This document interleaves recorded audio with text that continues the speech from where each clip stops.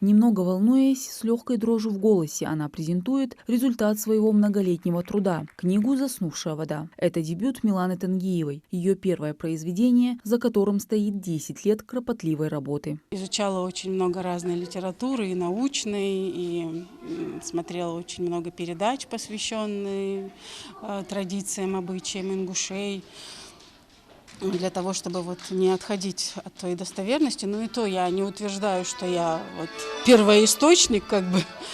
Но вот то, что я изучала, я попыталась максимально, так скажем, правдиво изложить в своей книге. В книге отражены истории, основанные на реальных событиях, произошедших когда-то очень давно. На фоне величественных горных пейзажей, древних башен, бурных рек и звонких ручьев. События в книге счастливые и трагические, охватившие один лишь год. Тем не менее, изменили целые жизни героев этой остросюжетной истории. Показать традиции ингушей, как они жили, какие были отношения. Не для ингушского читателя, а именно для других национальностей, чтобы они поняли, что мы за народ.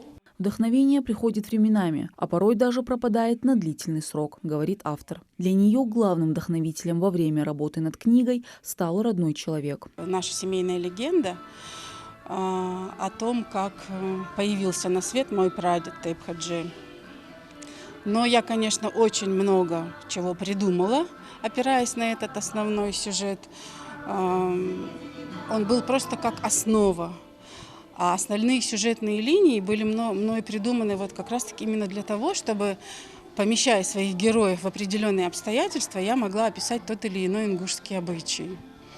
Вот только лишь с этой целью. Но на самом деле они не происходили. Реальное только вот, сам сюжет.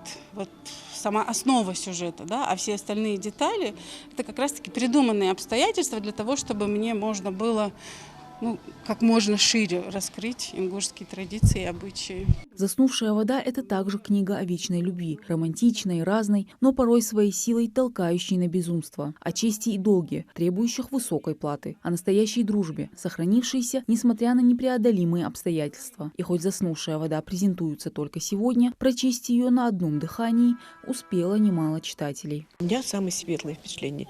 И действительно там некоторые герои, да, вот, но главный герой, конечно, они вызывают огромную симпатию. Видите, вот автор держал в уме реального человека, имея этого человека описывал. Вот это передалось. Вот Идрис Базоркин.